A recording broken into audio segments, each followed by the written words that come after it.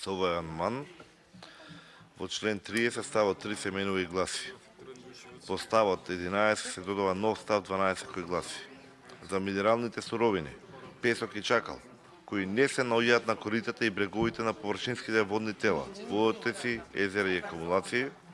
и столбинен кварц, во случај кога е поднесено барање за доделување концесија за експлоатација на земјиште кое во собственост на Република Македонија, и концесијата за експлоатација се доделува исклучиво врз основа на програма за мерки за постигнување на целите на животна средина и на оперативен план за заштита и одбрана од поплави, донесен у локален совет, но не во зона од 50 метри зад множицата на 50 годишните води на реката или друго водно тело, што е одредено од управата за хидрометеоролошки работи. Овој амандман се предлага со цел да се заштити животната средина и биодиверзитетот во непосредна близина на водните тела, тоа во теците, езерата и акумулациите,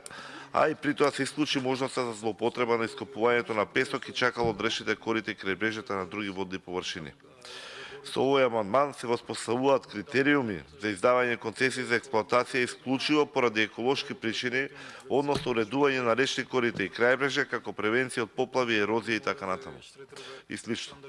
Основата за доделување концесии се документи кои се веќе предвидени со Законот за води, но ретко се применуваат и најчесто на погрешен начин во интерес на поединечни бизниси на животна средина. Такви документи се програма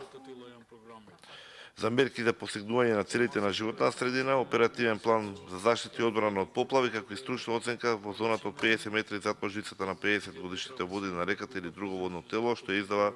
управата за хидрометеоролошките работи.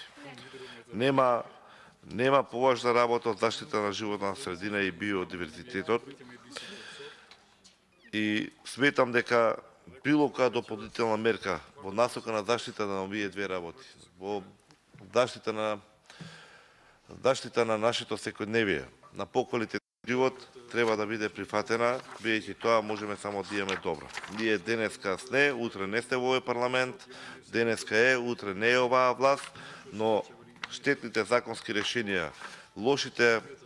практики кои што ги имплементираше оваа власт предводена од СДСМ и ДОИ, за жал остануваат. Овој амандман е еден од начините како би можело да се подобри таа состојба. Благодарам.